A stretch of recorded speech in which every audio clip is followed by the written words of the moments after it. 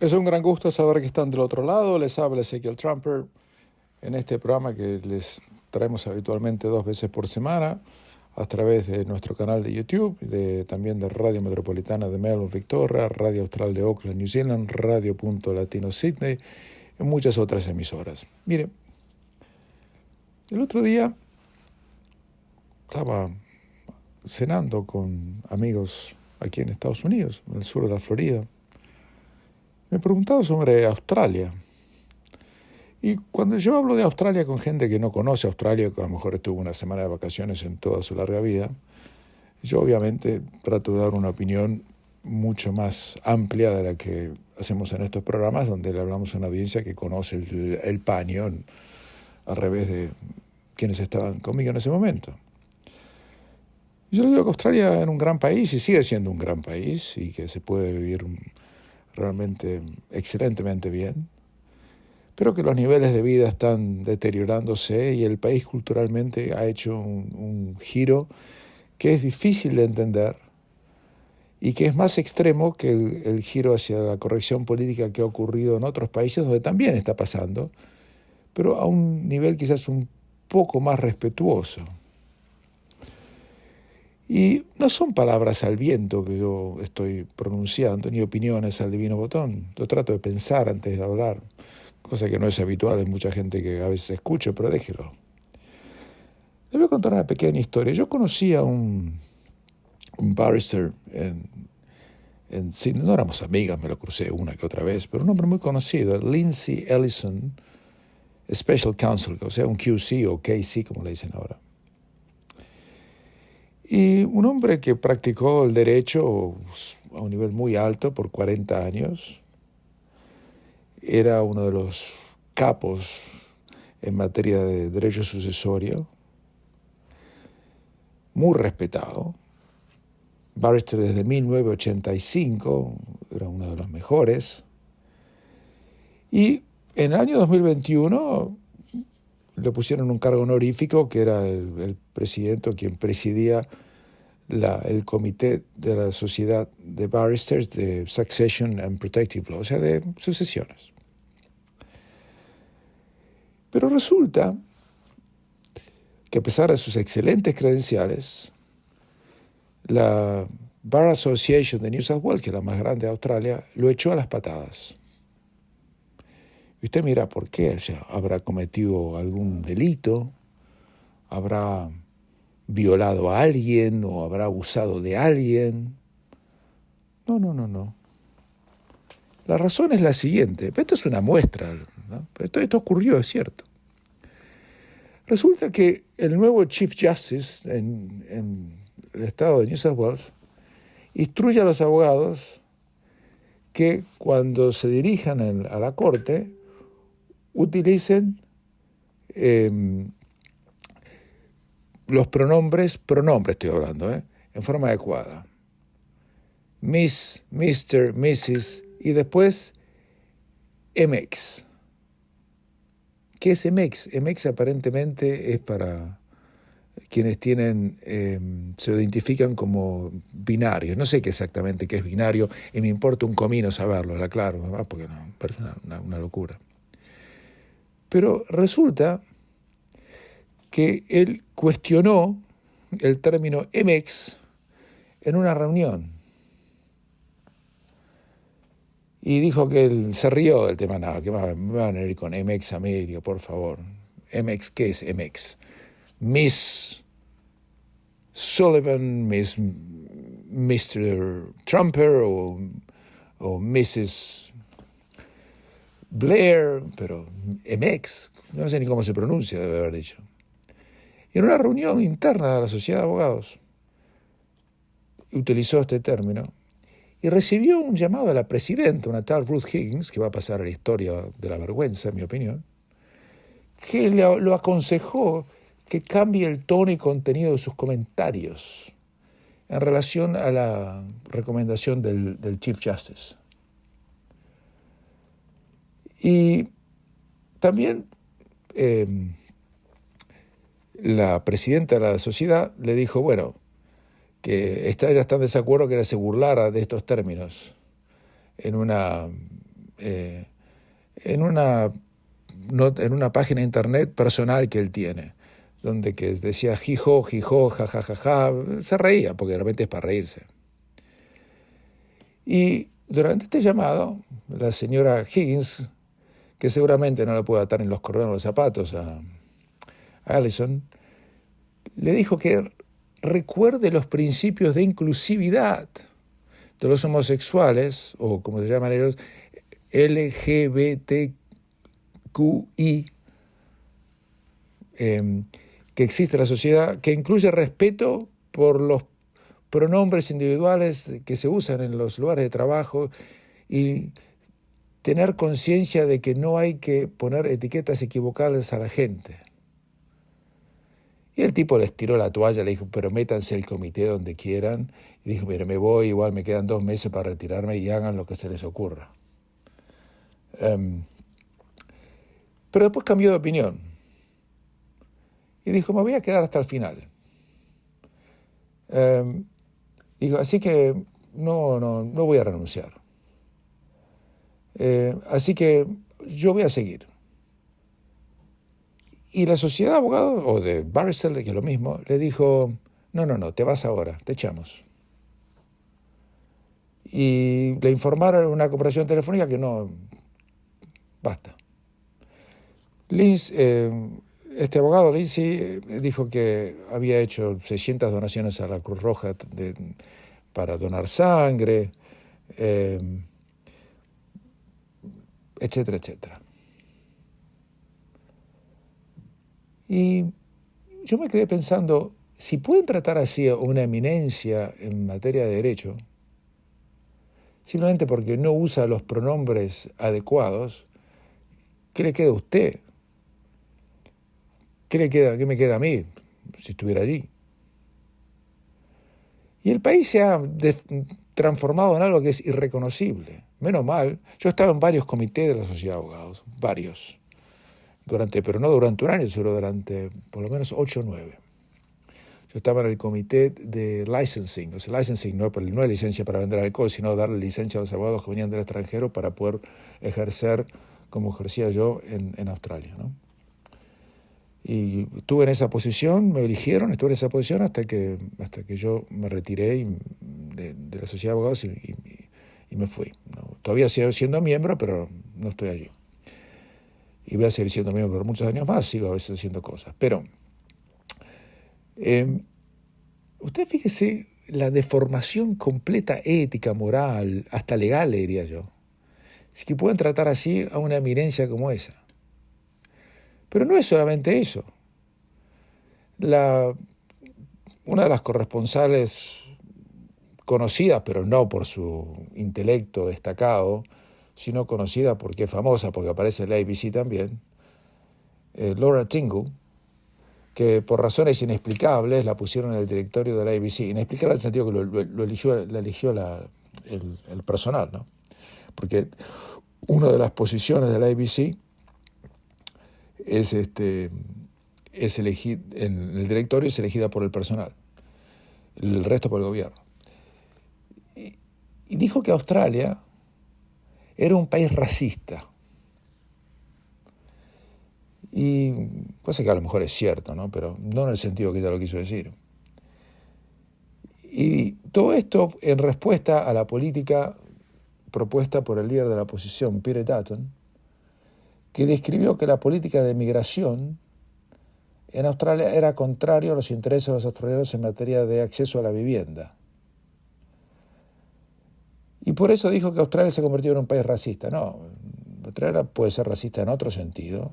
Bueno, la ola de antisemitismo que estamos padeciendo en Australia y que es noticia mundial, que le voy a contar un ratito, ya lo demuestra más allá de lo que yo pueda decir. Pero ella dijo lo siguiente: somos un país racista, admitámoslos. Siempre lo hemos sido y es muy deprimente que así sea. ¿Y sabe a qué se refería ella? Que como los australianos votaron, aparentemente, creo que se refería a eso, como que los australianos votaron en contra de su caballito de Troya, que era el referéndum por The Voice. Ella estaba en contra de que la gente votara no, ella quería que todo el mundo vote en sí. Usted votaba que no, era un racista, pero resulta que el 61% de los australianos votaron que no. Entonces, como le votaron que no, entonces el país es racista. No, el país no es racista, el país le quedó algo de sentido común y se resiste a que una élite le quiera imponer las cosas a la gente que sabe que blanco es blanco y negro es negro y que no es gris, porque ellos dicen que es gris, sino que es lo que es. Pero en eso, esta pequeña reflexión casi al pasar, que no es muy importante. Yo sé que no hay cosas que le preocupan más a usted, como el costo de vida y el acceso a vivienda y la inflación, y etcétera. Pero le quería mostrar culturalmente cómo el país se ha deformado en algo irreconocible. Porque esta señora, presidenta de la Sociedad de Barrister de New South Wales, fue una cobarde que no dijo ni una sola palabra cuando durante la pandemia pusieron medidas draconianas, restrictivas, que destruían la libertad hasta ambulatoria de los australianos y hasta la posibilidad de irse del país. De ello no dijo nada. Aparentemente estaba todo bien, pero llamar Mr. o Mrs. alguien en vez de llamarlo MX, que no sé qué cuerno significa, no, eso no. Y en eso deambula ética y moralmente lo que era en su momento un país del que yo estaba muy orgulloso y del cual yo sigo estando, pues es un buen país para vivir. Pero hay que protegerlo, y por eso hacemos este programa, hay que protegerlo de las fuerzas ridículas que están distorsionando su base ética y moral, porque sin ética, sin moral, por más plata y bienestar que tenga, usted no es nada. Hacemos una pequeña pausa y continuamos. El gobierno de Australia, como muchos otros gobiernos del mundo, culparon a Israel por una acción que tomaron en Rafah persiguiendo a dos líderes terroristas de Hamas, que eran uno de los responsables de la masacre del 7 de octubre y de muchas otras, porque en la represalia murieron entre 35 y 45 personas. Y la acusación fue que Israel utilizó bombas que prendieron fuego a las carpas donde estaban los refugiados. Ahora se sabe que eso era falso. Israel utilizó armas de munición muy específica para atacar a estos dos terroristas. Los mataron, felizmente. Y resulta que ellos no lo sabían, pero en el mismo lugar habían municiones escondidas de los terroristas y que ahí prendieron un fuego terrible porque no sabían que estaban allí. Habían los terroristas de Hamas, a quienes la población palestina de Gaza les importa 3 cominos, no han hecho nada para protegerla nunca. Nunca. Tenían, en el medio donde estaba la gente, tenían armas. Entonces, claro, viene una bomba y hay armas guardadas, se explota todo. Las armas no tenían que estar ahí. Se suponía que era un centro de refugiados, no un centro donde tenían armas, pero bueno, ellos son así.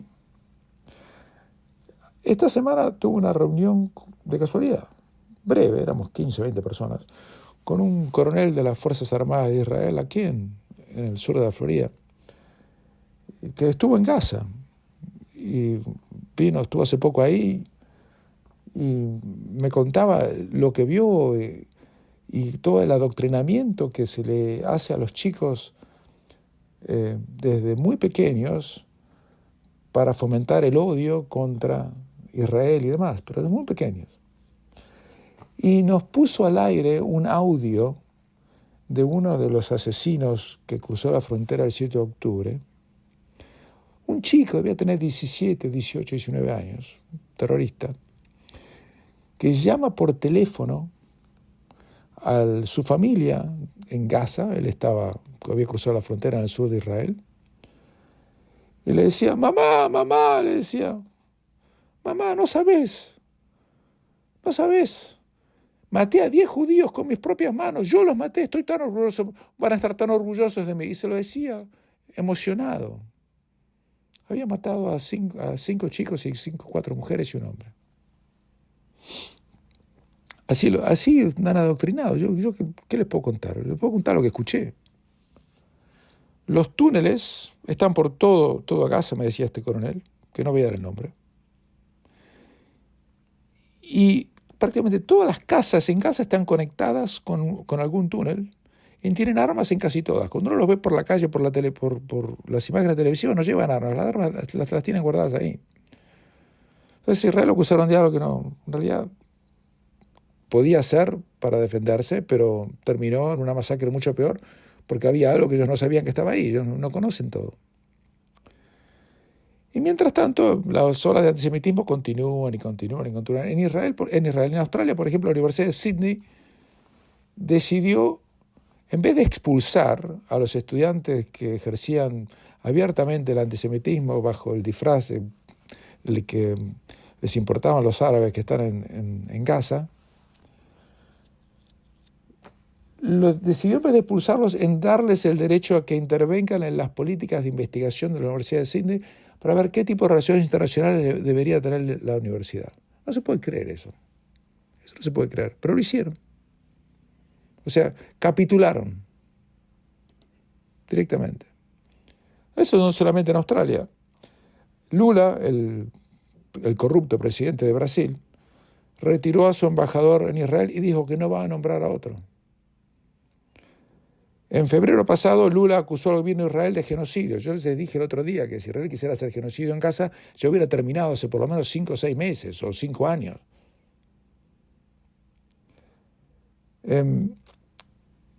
Y Lula, que se llama Luis Inácio Lula da Silva, acusó incluso a Israel de genocidio y comparó su campaña militar en la Franja de Gaza como cuando Hitler decidió matar a los judíos. ¿Se imagina usted eso?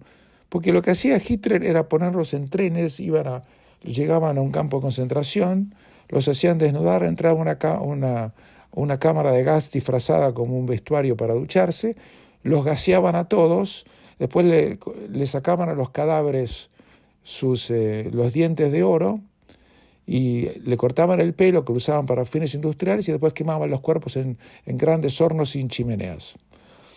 Si usted me cuenta que Israel hizo eso, yo estaría muy avergonzado, pero sé que no existe, yo sé que eso no pasó. Pero Lula lo comparó con eso y en respuesta Israel declaró a Lula como persona non grata y convocó al embajador en ese momento, que ya no exista más, a una reunión en el Centro Memorial del Holocausto, que se llama Yad Vashem, que era en el medio de Jerusalén. Pero Brasil es así. Por supuesto, tienen excelentes relaciones con Irán, se llevan muy bien con Putin. Ya se sabe, es así. Hace unas horas nomás, en la Ciudad de México, hubo protestas enfrente de la Embajada de Israel y empezaron a quemar todo lo que estaba alrededor. Ninguno de los mexicanos que estaban allí, México tiene una comunidad judía muy pequeña, no serán ni 50 o 60 mil en todo el país, tuvieron encontronazos con la policía, quemaron cosas, y decían, acción urgente por la protesta, por lo que pasó en Rafa. Y yo les digo, lo que pasó en Rafa es lo que le acabo de contar. Pero ellos quizás no lo leyeron, no sabían. La que intervino en el debate, después de haber hecho una mala performance como primera ministra, pero muy decorosa cuando se fue, que es Julia Gillard, salió a la palestra diciendo que el problema que tiene la juventud en el mundo, especialmente en Australia, es que ni siquiera están informados de lo que está pasando y repiten slogans sin saber de dónde viene la cosa. Y mientras eso ocurre, las olas de antisemitismo continúan. Esto es otra de las palabras que hace muy poquitos días, creo que hace un par de días, dio la presidenta de Madrid otra vez, que habló en el Parlamento, esta vez no en una conferencia, sino directamente en el Parlamento. Esto es lo que dijo. Si me acuerdo bien. Que quieren arrasar con el Estado de Israel. Ayer decía su vicepresidenta, desde el río hasta el mar, que es un mensaje criminal, despreciando a la comunidad judía que vive en Madrid. En Madrid viven judíos que no son israelíes. ¿Les quieren echar hasta el mar también a ellos? Miren, silencio, señor Padilla. Gracias, hagan con Hamas lo mismo que con ETA. Tú mata, que yo te daré una comunidad autónoma. Tú mata, que yo te daré un Estado. Ese es el mensaje que están dando. Dejándonos al margen de la OTAN, de la ONU, de los Estados Unidos con la decisión de Gaza. No necesitamos la aprobación de Washington, decía el otro día el ministro. ¿Quién será los Estados Unidos? Nos van a venir a nosotros, al gobierno de Sánchez, que solo está peleando contra Yolanda Díaz para ver quién es más antisionista, para llevarse 4 votos por las elecciones, todo el día peleando contra el pueblo de Israel, unos y otros, a ver cómo se quitan los votos. Y la vicepresidenta apartada se tuvo que grabar ayer un mensaje bochornoso para decir, que yo también estoy aquí, que yo también quiero acabar con Israel, con el Estado entero. Votenme a mí también. Son así como trabajan. Sin embargo, Madrid es ese sentido contrario y por eso cada día crecemos más. Porque aquí vienen personas huyendo de ustedes, del comunismo, del fascismo, del nacionalismo. Cada vez más ciudadanos de Europa, y especialmente de Europa del Este, huyen de sus políticas y vienen aquí a ser libres. Aquí todos pueden tener seguridad y libertad y ser acogidos como uno más. Puede ser ucraniano, puede ser ruso, palestino, pero por supuesto también judío e israelí. Debe saber la comunidad internacional y desde luego el pueblo judío y los israelíes que en la Comunidad de Madrid van a estar en su casa. Por supuesto que sí. Por supuesto que sí. Y una más.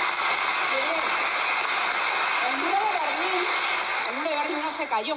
El muro de Berlín lo tiraron. El pueblo alemán huyendo de las políticas de la ultraizquierda y buscando la libertad y políticos valientes. Y esto es lo mismo que va a ocurrir ahora con el muro de Sánchez, que lo tirarán los ciudadanos, los políticos valientes y todos aquellos ciudadanos que no aguantan más la deriva autoritaria y divisoria de este gobierno, que va en el sentido contrario a la propia Unión Europea. Y de esto van a tratar estas elecciones: comunismo, socialismo o libertad.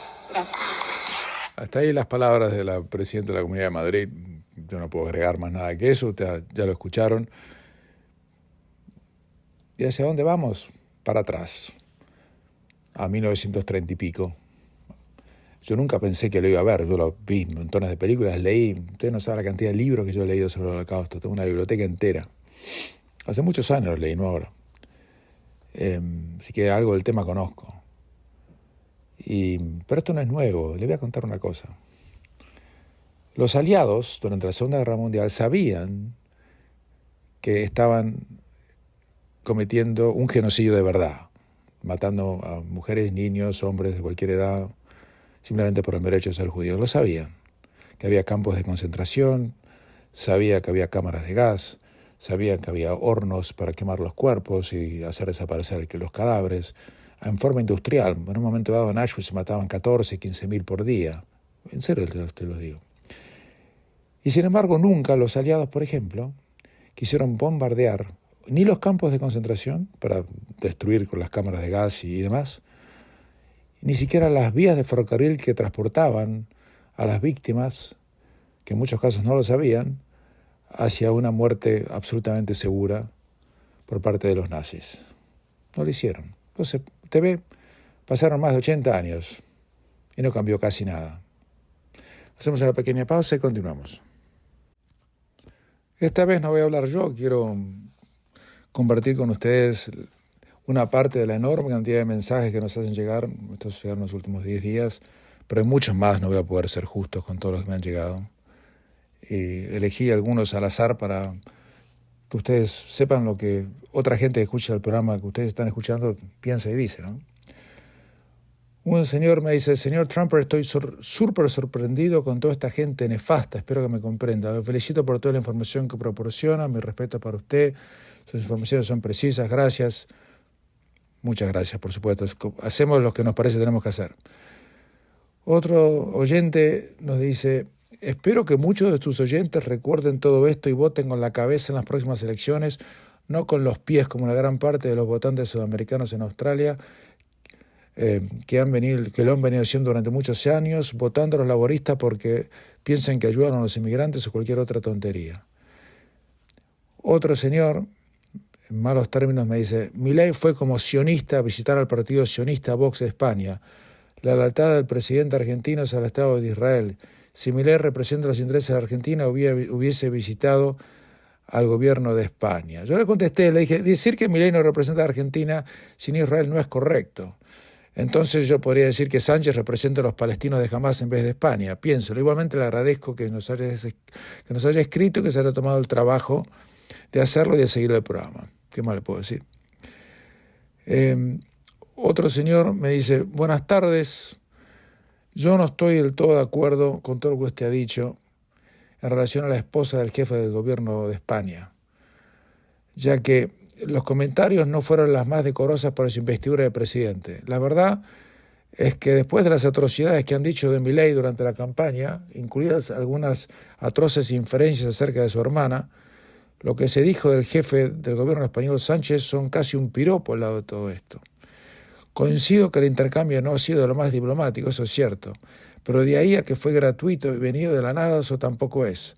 Aquí todos se han pasado de manos y bueno, en esta ocasión le tocó pagar un poquito al jefe de gobierno español, el cual muy abiertamente salió a apoyar la candidatura a presidente del caradura de Sergio Massa.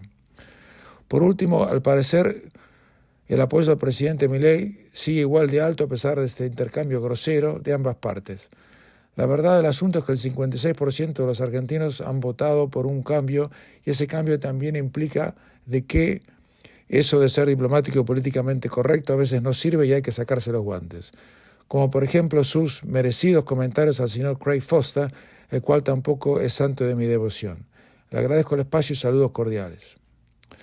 Otro oyente me dice, quizás sea el momento de Israel de reconocer a Euskadi, el País Vasco, y a Cataluña, los catalanes como estados propios. Es una locura esto, es tan infame como sería reconocer al País Vasco con ETA como gobierno. En fin, así está el mundo. Otra persona me dice, le escribimos a la Federación de Fútbol de Australia en protesta por votar a favor de excluir a la selección de Israel. Fracasó la moción, les aclaro, ¿no? Se supone que el deporte, y más un deporte como el fútbol, es una herramienta importantísima para unir a las personas y romper barreras de racismo, discriminación y odio. Y más un tipo como Craig Foster, que lo único que hace es postear contra el racismo. Qué raro, nunca lo vi pidiendo que saquen a los equipos de países como Irán, Arabia Saudita ni Qatar. Raro. Otro señor me dice, se han ido los tiempos donde Australia crecía tratando de incrementar la productividad. Diciendo en sus comentarios, Ezequiel, sobre lo que digo sobre Morrison, creo que hizo un gran trabajo manejando una pandemia. Australia, en comparación con otros países, lo manejó bastante bien, sobre todo desde un punto de vista económico. Encerró gente, ¿y qué país no lo hizo? Holanda me viene a la cabeza como una excepción. El incremento de inmigración en Australia es todavía no comparable con Gran Bretaña, China, Filipinas, India, New Zealand, Vietnam. El porcentaje de inmigrantes musulmanes es bajo, pero no me parece comparable todavía. Bueno, no estoy de acuerdo, pero es la opinión de este señor y la respetamos. Otro señor me dice, yo vivo en Australia hace 40 años y todo lo que usted dice es mentira. Ah, bueno, gracias. Cuando le pregunté que elabore cuál era la parte de la mentira que no le gustó, pero todavía no lo hizo. Otra señora me escribe, muy buen programa, Ezequiel, sus comentarios muy buenos sobre el antisemitismo en el gobierno australiano. Esto desgraciadamente es en muchos países y es bueno recordar a los anti-israelíes la masacre que hicieron los terroristas palestinos y que Israel no comenzó esta guerra y tiene todo el derecho de exterminar a sus enemigos. Muchas gracias nuevamente por su gentileza de informarnos y comentarnos lo que está pasando realmente en Australia y demás países que odian al pueblo judío. Bendiciones por ustedes y su familia. Muchísimas gracias. Hay muchos más comentarios. Hay gente que me pone, por ejemplo, que ya no sabe qué hacer, que partes del oeste de Sydney no se parecen ya ni siquiera a lo que era Australia hace 15 años, pero eso es otro tema y lo seguimos para otra vez. Quería compartir con ustedes parte de lo que ustedes me dicen, muchos elogios, algunas críticas, aceptamos lo que venga y se lo contamos sin ningún tipo de censura. Hacemos una pequeña pausa y continuamos. La temporada de fútbol está prácticamente concluida, la temporada de fútbol de clubes, a eso me refiero. El sábado 1 de junio se va a jugar la final de la Champions League entre el Real Madrid y el Borussia Dortmund en el estadio de Wembley en Londres. Y ahí termina todo y a los 14 días empieza la Eurocopa y a los 21 días o 20 días empieza la Copa América. La Eurocopa se juega en Alemania, la Copa América se juega aquí en Estados Unidos. Y ya está prácticamente todo el pescado vendido en materia de fútbol. Pero, ¿sabe cuánta plata gastaron en la Liga Saudí? Que quieren inventarla de la nada. En la última temporada, en realidad, contando desde agosto del año pasado, habían contratado a 24 jugadores extranjeros a un costo de más de 800 y algo de millones de dólares en transferencias. Solamente esa cifra fue superada por la Premier League inglesa. Pero esa cifra no incluye los salarios e incentivos descomunales que se le han ofrecido a muchos jugadores y hubieran sido mucho más altos si Messi y Mbappé hubieran aceptado la oferta que les hizo Al Hilal, que después compró a Neymar. Habían hecho una oferta por Mbappé por 260 millones de libras, que son unos 300 y pico millones de dólares, y le habían ofrecido un salario nada más de más de 200 millones de dólares, solamente por un año. Una locura. Firmaron a Karim Benzema por una cifra descomunal. Real Madrid no lo pudo retener por eso. Ahora están ofreciendo 150 millones de libras o más de 200 millones de dólares por el delantero de Liverpool, Mohamed Salah. Y yo digo, ¿dónde va a terminar todo esto? ¿Usted cree que algún día usted y yo nos vamos a poner frente del televisor a ver cómo Al Hilal juega contra lo que fuese? Pues yo no, como Al Fateh, por ejemplo. ¿Usted se va a poner a ver Al Hilal contra Al Fateh? Pues yo honestamente lo dudo. Está Cristiano Ronaldo allí ganando mucho dinero, no sé qué está haciendo ahí, pero está ganando mucho dinero en Arabia Saudita. Y hay un montón de jugadores. Está Firmino, que jugaba en el Liverpool, está Mendy, que era arquero del Chelsea, Mahrez, que era titular en el City hasta la temporada pasada. Grandes jugadores allí. Y muchos estadios están raleados, no están llenos. Dicen que están llenos, pero después que está todo vendido, uno lo ve por televisión y ve claros enormes. Y no sé dónde va a terminar esto, o qué es lo que realmente están pretendiendo, más allá de querer crear la apariencia de que es un país normal, como se sabe perfectamente que no lo es todavía. Realmente no sé qué decirle. Mientras tanto, en Estados Unidos es cierto, Messi ha revolucionado la MLS. En unas horas nomás vamos a estar en la cancha del Inter Miami cuando Messi juega quizás su último partido antes de la Copa América frente al Atlanta. Y la cancha va a estar llena, ya lo sé. Las entradas cuestan una fortuna. Ni Messi ni Suárez fueron a Canadá al partido que le ganaron 2-1 al Vancouver, un vuelo larguísimo, 7 horas de acá a Vancouver, y de Miami a Vancouver, así que prefiero no ir. Hay otro partido el 1 de junio, pero no creo que Messi juegue porque ya el 9 ya tiene que jugar con la selección argentina, un amistoso en en Chicago contra Ecuador, que es un partido serio. O sea, por lo menos competitivo. No creo, los amistosos no son serios, pero es competitivo. Messi, que no jugó todos los partidos, tiene 10 goles en la MLS y está a 3 goles del máximo artillero, que es el colombiano Cristian Arango, que juega en el equipo de Utah. Y Suárez también está ahí prendido. Pero Messi aquí en Miami es una vida normal. No lo molesta a la gente. Va a acompañar a sus hijos a un torneo juvenil de fútbol, va al supermercado, tiene obviamente a alguien que lo acompañe como custodia para que no se le cuelguen encima. Y el otro día Martino, a quien veo muy habitualmente, dice en una conferencia de prensa, éramos muy pocos, dice, es algo que le permite a Messi vivir en Miami, de poder transformarse por algunos instantes en un tipo normal, ¿no? Y la MLS realmente anda bien, porque yo sé que muchos argentinos miran la MLS porque está Messi, yo entiendo eso.